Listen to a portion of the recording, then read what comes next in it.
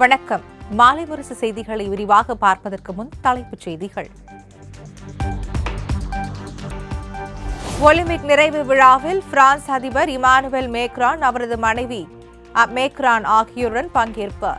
சர்வதேச Olympic committee தலைவர் Thomas பாக், Olympic மற்றும் பாரா ஒலிம்பிக் ஏற்பாடு குழு தலைவர் டோனி ஸ்டான்குவேட் ஆகியோரும் கலந்து கொண்டனர்.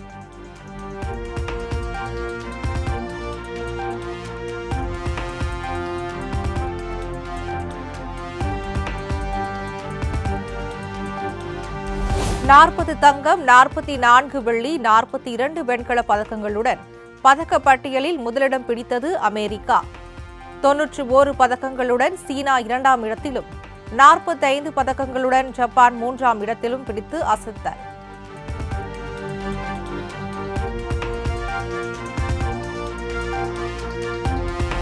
ஒரு வெள்ளி, 5 வெண்கலம் என மொத்தம் 6 பதக்கங்களுடன் 77வது இடம் பிடித்தது இந்தியா.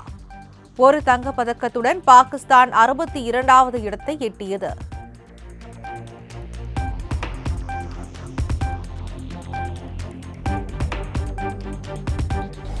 அதானி குழுமத்தின் மீது நடவடிக்கை எடுக்கவில்லை என ஹிண்டன்பர்க் அமைப்பு குற்றச்சாட்டு. செபி மறுப்பு. முதலீட்டாளர்கள் இதுபோன்ற அறிக்கைகளுக்கு எதிர்வினையாற்றி வருவதற்கு முன்பாக பொறுமையுடன் அணுக வேண்டும் எனவும் விளக்கம்.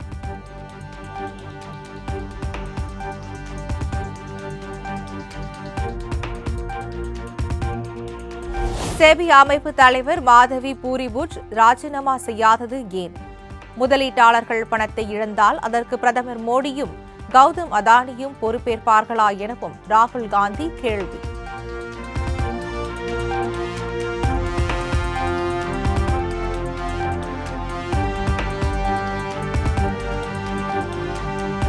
சென்னை மெரினா கடற்கரை அருகே நொச்சிக்குப்பத்தில் 9,97,00,000 ரூபாய் மதிப்பீட்டில் அமைக்கப்பட்டுள்ள நவீன மீன் அங்காடி இன்று திறப்பு. முதலமைச்சர் மு.க. ஸ்டாலின் திறந்து வைக்கிறார்.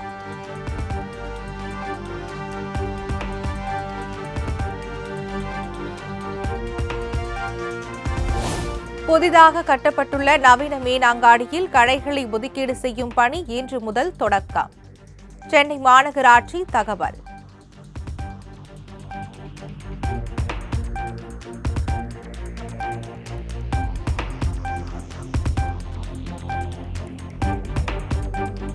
சென்னை மவுண்ட் ரோடு, அடையாறு, சைதாப்பேட்டை, கிண்டி ஆகிய பகுதிகளில் அதிகாலையில் கனமழை.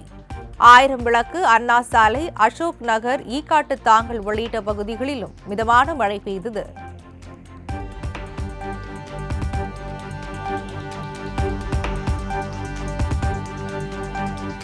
தேனி, கோவில்பட்டி, திருவண்ணாமலை ஆகிய பகுதிகளில் வெளுத்து வாங்கிய கனமழை. சேலம், திருப்பத்தூர், ஈரோடு ஆகிய பகுதிகளில் கொட்டி தீர்த்த கனமழையால் பொதுமக்கள் மகிழ்ச்சி.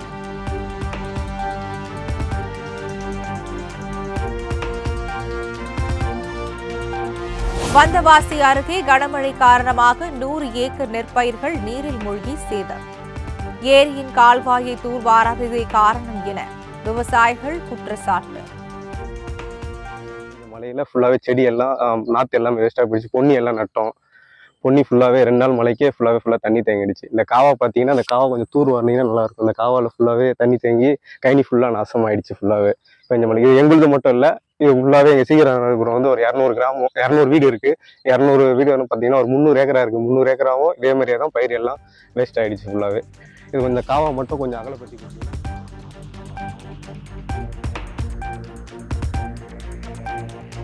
சேலம், கள்ளக்குறிச்சி, பெரம்பலூர், நாமக்கல், கடலூர் ஆகிய மாவட்டங்களில் இன்று கனமழைக்கு வாய்ப்பு. அரியலூர், திருச்சி, திண்டுக்கல், மதுரை ஆகிய மாவட்டங்களிலும் கனமழை பெய்யக்கூடும் எனவும் சென்னை வானிலை ஆய்வு மையம் கணிப்பு.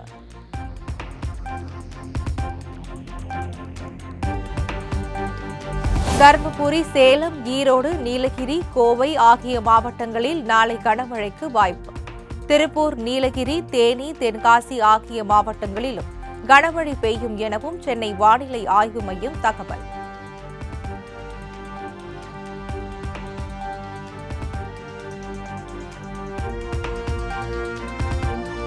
வரும் 14 மற்றும் 15 ஆகிய தேதிகளில் நீலகிரி, கோவை ஆகிய மாவட்டங்களுக்கு மிக கனமழைக்கான ஆரஞ்சு நிற எச்சரிக்கை விடுப்பு.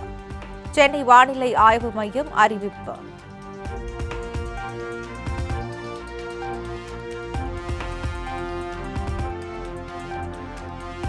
சினிமாவில் சாதித்த உழைப்போடும் அர்ப்பணிப்போடும் அரசியலிலும் பயணித்து வெற்றி பெற வேண்டும்.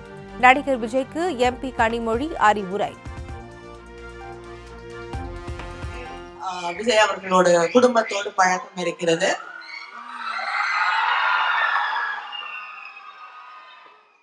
அதனால இந்த இடத்துக்கு இன்னைக்கு ஒரு கிட்டத்தட்ட எல்லாரும் கொண்டாடக்கூடிய ஒரு மிகப்பெரிய நட்சத்திரமாக வருவதற்கு அதற்கான உழைப்பு, அதற்கான பாதை எல்லாமே அவருக்கு தெளிவா புரிந்ததால் தான் அதை செய்ய முடிஞ்சிருக்கு.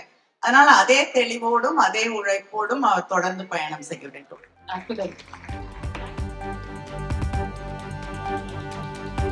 திருப்பூர் மாவட்டத்தில் 44 இடங்களில் 12 கோடியே 21 லட்சம் ரூபாய் மதிப்பில் மருத்துவத்துறை சார்ந்த கட்டிடங்கள் கட்டப்பட்டு வருகின்றன.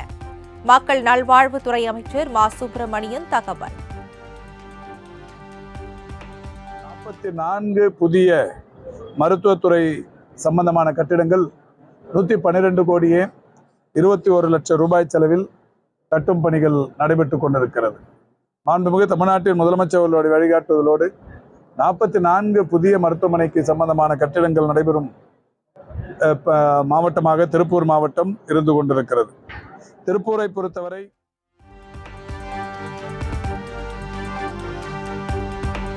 வக்ஃபு வாரிய சட்ட திருத்தத்தில் பாதிப்பு இல்லை என கூறும் பாஜக மாநில தலைவர் அண்ணாமலை வக்ஃபு வாரிய உறுப்பினரா? நாகை மாவட்டம் நாகூரில் அமைச்சர் செஞ்சி மஸ்தான் கேள்வி. வாரிய சட்டத்திலேயோ அதுல உள்ளடங்கி அண்ணாமலை இருக்கிறாரா?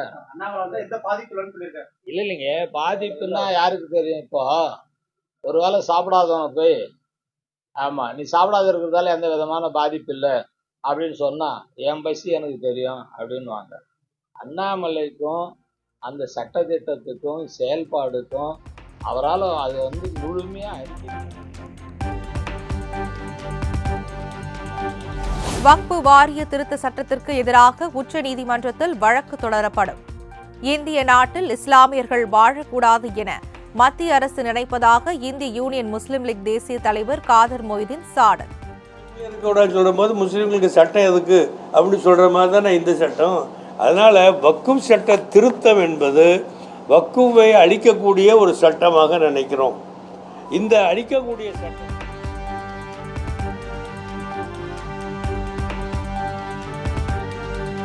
வக்ஃபு வாரியத்திற்கு சொந்தமான இடத்தில் இந்துக்களின் வழிபாடு தலம் இருப்பதை பெருமையாகத்தான் கருதுகிறோம்.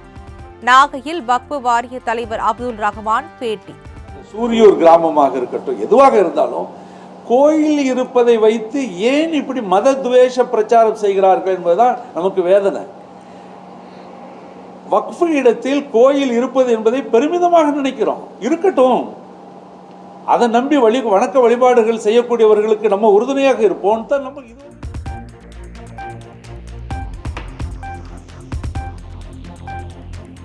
கொல்கத்தாவில் அரசு மருத்துவமனையில் பெண் மருத்துவர் பாலியல் வன்கொடுமை செய்யப்பட்ட விவகாரம்.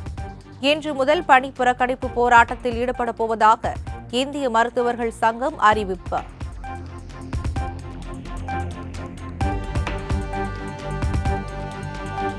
பல்வேறு துறைகளில் காலியாக உள்ள தொழில்நுட்பம் சார்ந்த பணியிடங்களை நிரப்புவதற்கான எழுத்துத் தேர்வு இன்று தொடக்கம். தமிழ்நாடு அரசு பணியாளர் தேர்வாணையம் அறிவிப்பு.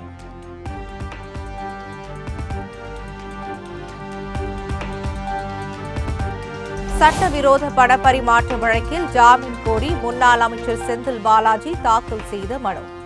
உச்சநீதிமன்றத்தில் இன்று மீண்டும் விசாரணை.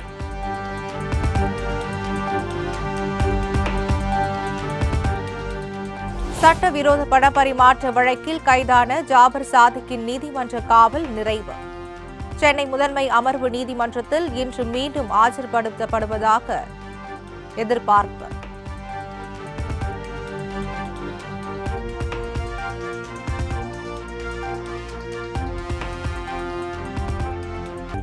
சென்னை குரோம்பேட்டையில் புதையலில் கிடைத்ததாக கூறி நூதன முறையில் போலி நகைகளை விற்று 5 லட்சம் ரூபாய் அபேஸ். சதுரங்க வேட்டை திரைப்பட பாணியில் மோசடியில் ஈடுபட்ட 2 கைது செய்து போலீசார் தீவிர விசாரணை.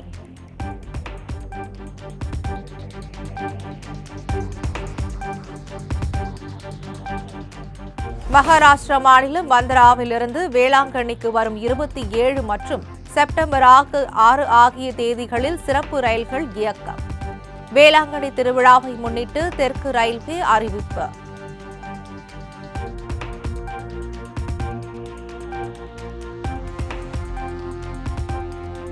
இன்றும் நாளை மறுதினமும் அரக்கோணம் வழித்தடத்தில் செல்லும் ரயில் சேவையில் மாற்றம்.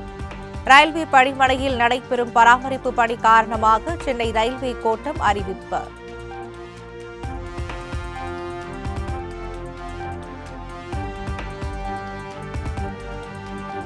திருச்செந்தூர் சுப்பிரமணிய சுவாமி கோவில் சந்தோஷ மண்டப கடல் அரிப்பினால் இடிந்து விழும் அபாயம்.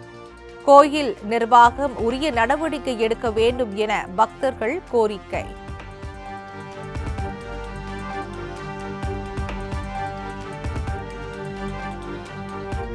சபரிமலை ஐயப்பன் கோவிலில் இன்று நிறை புத்தரசி பூஜை. ஆயிரக்கணக்கான பக்தர்கள் குவிந்து வரும் நிலையில் பாதுகாப்பு ஏற்பாடுகள் தீவிரம்.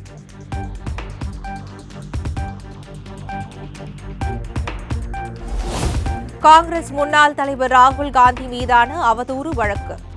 சுல்தான்பூர் நீதிமன்றத்தில் இன்று மீண்டும் விசாரணை.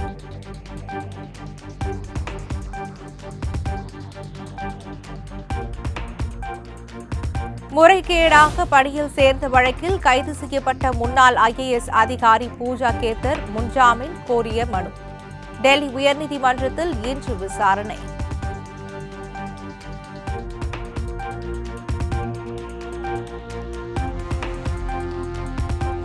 உத்தரகாண்ட் மாநிலம் கேதர்நாத்தில் நிலச்சரிவில் சிக்கிய 218 பேர் பத்திரமாக மீட்பு.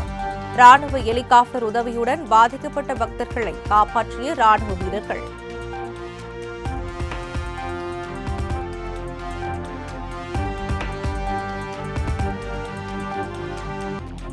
கனடாவில் விறுவிறுப்பாக நடைபெற்று வரும் நேஷனல் பேங்க் ஓபன் டென்னிஸ் போட்டி. பெய்டென்ஸ் ஸ்டேட்டன்ஸை வீழ்த்தி அமெரிக்க வீராங்கனை ஜெசீலா பெகுலா அரையிறுதிக்கு தகுதி.